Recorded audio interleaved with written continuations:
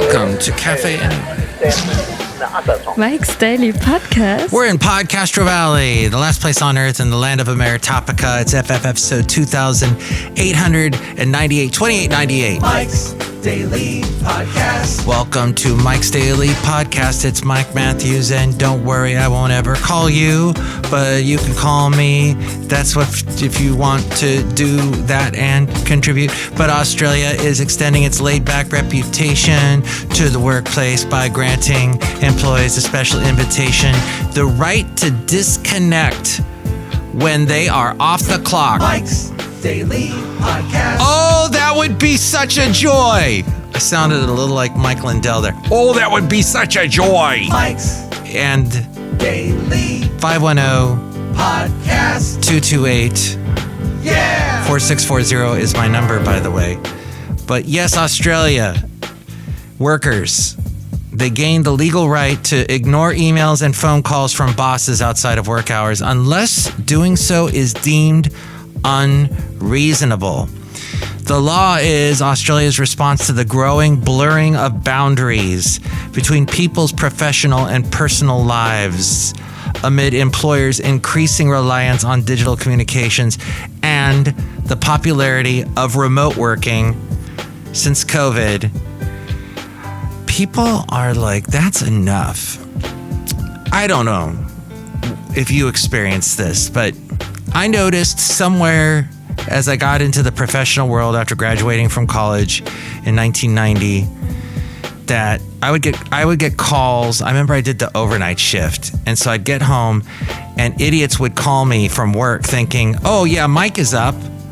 No, I sleep during the day. That's how I can do the overnight shift at the radio station. And they would just call me, and then I discovered, what do you call them? Answering machines. And that made life so much easier and better, and just turned the phone off. See, I was turning the phone off way before all you millennials and Z-lennials were turning off your phones and never answering them when people call. Generation Z2. It's all cool because... And here's today's podcast picture. With the amount of spam calls we get today, it is only reasonable that we don't answer our phones. Even though at one point, Alexander Graham Bell, if he would see what we had today, he would be like, what? This is amazing. Oh, it's like paradise. Anyone can get a hold of you at any time. How wonderful. I don't have to have a dime in my pocket, so I can go into a payphone and call someone, which actually that didn't really work with me. The late great Basil the Boxer, it was more like a quarter. Yes, when I was a kid. Basil's. Yes, those are some new barks from Basil, the late great Basil. That's what he would have said on the phone had he had one. But yes, Mom would give me a quarter, and she'd say, "Hey, if here's a quarter, call someone who cares." That's a Travis Tritt song. Yeah, y'all. And if you're watching this on Facebook, my Facebook page, facebook.com/Mike's Daily Podcast, I have my Keihei shirt on. I was on Keihei for over 11 years doing the Keihei Santa Fe Cafe, and because of how they do this, and I don't know if I'm just technologically behind or whatever, but I've got the reverse image, so it's saying yike instead of Keihei.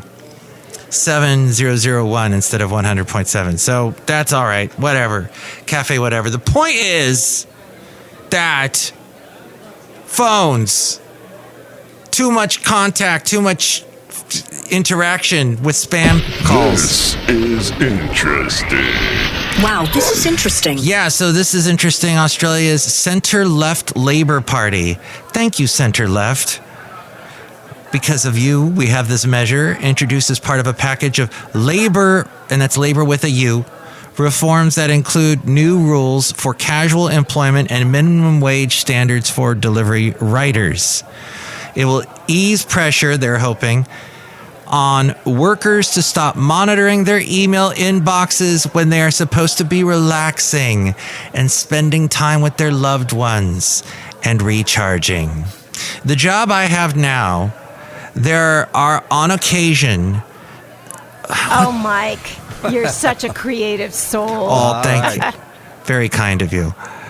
I'm trying to think of a creative way to put the name of the people that email me from work over the weekend. Let's call them putzes with a Z, because they really shouldn't do that, because it doesn't allow me to unplug. So I think you would agree, probably. But I do, in part of my job, I do have to be on call, because there are 5 radio stations I'm overseeing, and there's just... Actually, there's somebody taking care of the 5th one. There's 4 of them. I really have to keep... I'm the main person keeping an eye on things. So, that's all right. I get bugged other ways other than emails, but... What are they simply saying? They are simply saying they're saying... Oh, yeah. Yeah. I will. That someone who isn't being paid 24 hours a day shouldn't be penalized if they are not online and available 24 hours a day. See? Am I being paid for 24 hours a day? That's a definite no. You heard that first on Mike's Daily Podcast. Not getting paid for 24 hours a day. Workplaces that breach the rules, which will be enforced by the country's Fair Work Commission Tribunal, face fines. How much? Well, I could tell you in Australian dollars, but I'll tell you in American dollars. $63,805. Wow. However, France was the first country that introduced legislation all the way back in 2017, before COVID, to protect workers from being punished. Right? Good. Thank you, Millennial, for being strongly for that. For being punished. They want to protect workers from being punished for not replying to messages outside of work hours. Germany, Italy, and Canada have adopted similar measures. But the perceived need for such a measure in Australia, the first country to introduce the 8-hour workday, yes, that's interesting. Did you know that? No, this isn't the segment from Bison Bentley called Do You Know Dat? But that is from AlJazeera.com. And as we go outside of Café Anyway, where we bring you Mike's Daily Podcast. Anyway. In PodCastro Valley, the last place on earth, Café Anyway, in the land of Ameritopica. Apparently, this sits uncomfortably with its international image as a lucky country full of sun-kissed beaches and easygoing people. Despite Australia's laid-back image, researchers, experts, and labor advocates argue the country is facing a growing culture of overwork. Last year, the average Australian employee performed an average of 5.4 hours of unpaid work every week, while those aged 18 to 29 carried out 7.4 hours of uncompensated labor. With a U. Pretty interesting. It is, isn't it? That's labor with a U, according to the Australia Institute. Fascinating. Okay, here's something else that's interesting. Kentucky Fried Chicken has unveiled a high-tech makeover. But to enjoy these high-tech makeovers, you have to be in Orlando. Oh, you know what's in Orlando? Every single YouTuber on the planet is in Orlando. Because they all got to be at Disney World at least 5 times a week. Look at the new ride. Look what they did with Tiana's Adventure. Oh my gosh. Chowder. And they got to have their overpriced chowder there. But KFC is serving up a taste of the future in Orlando. 16 of the fast food chains, restaurants in the Sunshine State are undergoing a high-tech makeover. Introducing streamlined menus. Boring. Advanced kitchen technology. Who cares? And a sleek new design to enhance the customer experience. Who wrote this? This is from Geekspin. Okay, geeks are easily impressed. That's what that looks like. Let's see. And the Oscar goes to Mike Matthews for somehow getting through this article. The overall ambience of the new KFC original prototype is enhanced by a modern interior design. Well, that works great on an audio podcast since you can't see what it is. Apparently it's a thing. And it's elevated by a new soundtrack playing inside and at the drive-thru. Oh my gosh, could this be more utterly, ridiculously terrible? Okay, Amazon. Everyone knows them, not just for being one of the biggest and most established online marketplaces, but also for being among the largest data center providers. Yes, they provide data centers. Revenge is a dish best served cold. You think about that. Jeff Bezos getting his revenge on the world for laughing at his bald head. He laughed all the way to the bank, as I shall. No, I'm not going to laugh to the bank. I'm just going to laugh because I'm the happiest man in the world. That's what I am. But Amazon is far less known for being the owner and operator of nuclear power plants. What? Jeff Bezos has control of nuclear power plants? Who came up with that idea? The cloud subsidiary AWS in March purchased a this is a part of Amazon, a $650 million nuclear powered data center from Talon Energy in Pennsylvania. On the surface, the deal indicates Amazon's ambitious expansion plans. But dig deeper, and the company's purchase of a nuclear power facility speaks to a broader issue that America and other tech giants are grappling with, and that is the insatiable demand for energy from artificial intelligence. It needs a lot of electricity. And it is a strategy of a symptom of an energy reckoning that has been building as AI has been creeping into consumers' daily lives, powering everything from internet searches to smart devices and cars. Companies like Google, Apple, and Tesla continue to enhance AI capabilities with new products and services. Estimates suggest that by 2027, global AI-related electricity consumption could rise. Mike, you want to join in on this conversation? You can join in. You can. Thank you. You can join in on this one too. But the electricity consumption by 2027, just a short 3 years away, could rise by 64%, or the equivalent of the electricity usage of countries like the Netherlands or Sweden. That's how much more electricity. And that from the fine people there at Yahoo Finance and Rachel Akufo, who wrote that. Oh, Orlando, with all your wonderful KFC stores that everybody can't wait to go to. And that is where Disney, of course, is going to be building some new thing there at the Walt Disney World Magic Kingdom. They're getting rid of their Rivers of America and the fun little paddle boats that go around, the steamboats rather. And the Live and Loco. This is Live and Loco for all of you that are in Orlando, but I'm not in Orlando. But I've been to Orlando many times. My late mother lived in Daytona Beach. She and I had some wonderful trips down to see Epcot and the Magic Kingdom, and even Disney Springs. Went there to see Cirque du Soleil. So we had some fun times in Orlando. But that is the place where Disney's board named a director, James Gorman. How do I say this? Executive chairman of Morgan Stanley. He is going to be the chair of its succession planning committee to find a replacement for Bob Iger, the CEO. He'd only come out of retirement for a while to help out. Ridiculous random post. And these posts are very fascinating and ridiculous and random. But he's done some good. This article doesn't really go into the good he's done or the craziness that he's done. He did rescue the Disney parks and Disney Entertainment from some craziness that had been going on before he came back. There were some bad moves that they made. Lots of big promises they made for the parks that they never delivered on.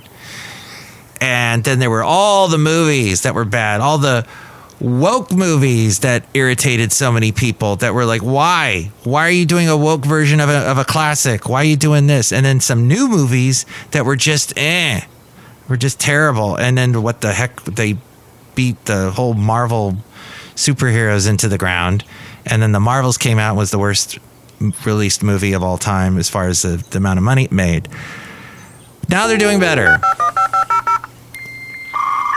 As I am plugging into the internet and getting all these facts and figures and whatnot, I see here they had two big movies this summer. The Inside Out 2 and then with Amy Poehler, and then they had the Deadpool and Wolverine that did pretty good. Pretty good. I mean, it could have done better. It got beat out in the following week by, I can't think of the movie at the moment, but because I don't go to movies much. But now there's all this stuff following Ryan Reynolds and his wife Blake Lively, and about how they are doing with their little projects they have on the side to make even more money. Of course, Ryan's got a booze company and a cell phone company and a soccer team and all these movies and things he's done for Netflix. And then Blake, but if you get offended, that's the way the cookie crumbles. No. Blake has got her own little fashion, whatever, cosmetic something, I don't know, thing as well. It says here. Now it's back at number 1, apparently. Okay, Alien Romulus knocked it out at number 1, but then it got knocked out again by Deadpool and Wolverine. At any rate, so they're looking for someone to replace Bob Iger. These billionaires. Now, there's some prominent billionaires that just invested $700 million in 2 Dow Jones dividend stocks. According to the folks at the Motley Fool, Bill Ackman of Pershing Square Holdings and Andreas Halverson of Viking Global Investors. The billionaires, their companies added new positions. And let's see. Daily Podcast Master Pod Theater. Okay, here's some theater. The podcast players as they perform what they invested money in. Zounds! What shall I put all this money in? I shall put it in Nike. But I am different than you. I am going to invest in another company that everyone knows. McDonald's. Thank you. That was some profound drama right there. Okay, so Nike and McDonald's, for some reason, see. Nike is keeping profits up to fuel dividend payments to shareholders. McDonald's reported weak sales under macroeconomic headwinds this year because the weakness is spreading across multiple industries. It doesn't reflect anything negative about McDonald's competitive position. The environment plays to McDonald's strength as a value-based brand, and they are all they reported a 1% year-over-year decrease. If you shoot me, you better shoot straight. There's nothing like a wounded animal. Don't shoot. Don't shoot any politicians. That was bad, very bad. That should never have happened. But remember those simpler times with Maxine Waters, when it was her and Trump taking on each other. And he's always got a new foe, doesn't he? Because everybody hates Trump, picks on him. Just because he gets all concerned about his crowd size. What's the problem with that? Why did they take... And he had all those votes. Why did they just take all the votes away from him that he apparently had? Because Mike Lindell says they just stole votes. Votes were hidden. Mike Lindell was debating the Georgia election results with the 12-year-old Democratic content creator Noah. And that's spelled like, not Noah like Noah's Ark, but if you know something, I know something, Noah, if you spelled it like that. Mike's absolutely useless review. Well, my review is probably similar to 99.9% of the people out there that saw this video and went, what the heck has happened to this guy? We've always known he was unhinged, but wow, Mike Lindell really did not do himself any favors because he's debating a 12-year-old and he's sharing conspiracy theories about the veracity of the 2020 election results in Georgia with his latest allegations that there were 257,000 votes just missing. And the kid keeps saying, what's your proof? What's your proof? And he goes, oh, I know this person and that person, and I know this person. And he goes, okay, well, who's this? what's your proof? What's your proof? And he just keeps name checking and name dropping and going on. And then finally the kid says, "Who's your source? Trust me, bro." And it's a classic moment.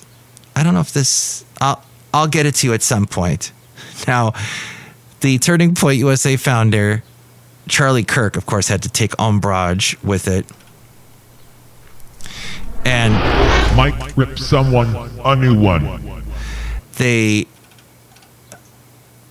Well, and I'm sure everybody on the right side of the political spectrum took some umbrage. I'm sure there are some smart people on the right side that go, Mike Lindell is just a joke. Ignore him as best as you can. And others are, oh, he's a great patriot, but don't trust him. He's a nut.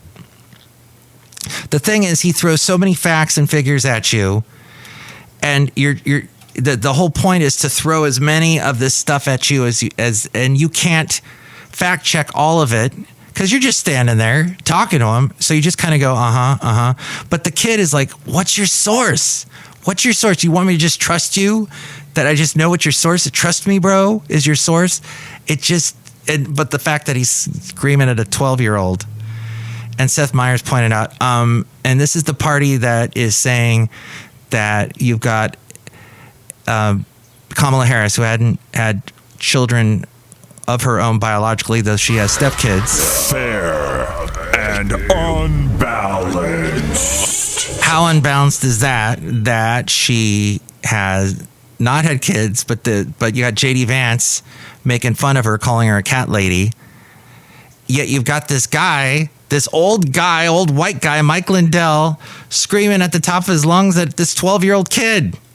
What is that? Is that the kind of parenting we want? That's how we're leading the young generation? That does not appeal to the young generation, I'm thinking. But anyway, enough about this. Buy my pillow today. Hey, look who's here. Not that guy. He just walked away, thankfully, because he was looking for more votes. Look who's actually here. Hello, Michael Mash. It's Madame Rootabega. I don't know who that was. Was that Jesse Ventura? Ooh. Oh, yeah. It kind of sounds like that, Jesse Ventura. Jesse the Mind Ventura. Jesse the Body Ventura. Yes. So, did you like watching the wrestling back in the day? Yes. Do you like pillows? Yes. We are the knights who say, "Knee." Do you like the knights that say knee? No. Oh, that's interesting. Look who else is here. Hello, dear Mike. This is Valentino, the banking attendant. And this is Bison Bentley. Do you know that? Mike, all of this political stuff this year is really getting into my head, and I don't like it anymore, dear. Yeah, my head's turning to chowdy. Do you know that? Yeah, guys. Definitely different from 4 years ago when we were all staying at home, avoiding going out, not really interacting, and said we didn't have big conventions where people were interacting in this sort of way. And the speeches were all really canned and stuff. Now it's all very lively. Blake Lively. See, it all comes back to her. What do you think about all of this? Here's the phone number. Call Mike at the Café Anyway hotline. Area code 510-228-4640. Will you shut ups? Liberty Nation Freedom Phone for All. Why will you shut up, man? It's time for you to give me a call and tell me what you think. Mike, what's that? Oh, it looks like a sponsor. And now, a big thanks to our sponsor. We would like to thank our sponsor this week would be the little-known artist by the name that nobody knows, the musician that was oh so popular back once upon a time, eons ago. We would like to say he's sponsoring the show, though he doesn't know he's sponsoring the show. David Gray. Let's hear it for David Gray. Because Babylon, wah, wah, wah, wah, wah. If you think about it, it wasn't until his song Babylon came out, which featured very prominently a interesting type of drum machine, that we got a lot of the music, like everything after that seemed to have drum machines constantly in it. So Thank you. Oh, after my little poignant critical critique about him, he has pulled his sponsorship. So sorry about that, David Gray. This isn't right. There's something wrong. That's right. Sorry, David Gray. Next show, it'll be the wonderful Chely Shoehart, Floyd the Floorman, and John Deere the engineer, and all things Mike's Daily Podcast can be found as we go to the mainframe and hear from A-Frame. Mike's Daily Podcast is written and produced and performed by Mike Matthews. His podcast is super easy to find. Download or listen to his show and read his blog at mikesdailypodcast.com. Email Mike now at mikesdailypodcast@gmail.com. See you tomorrow. Bye.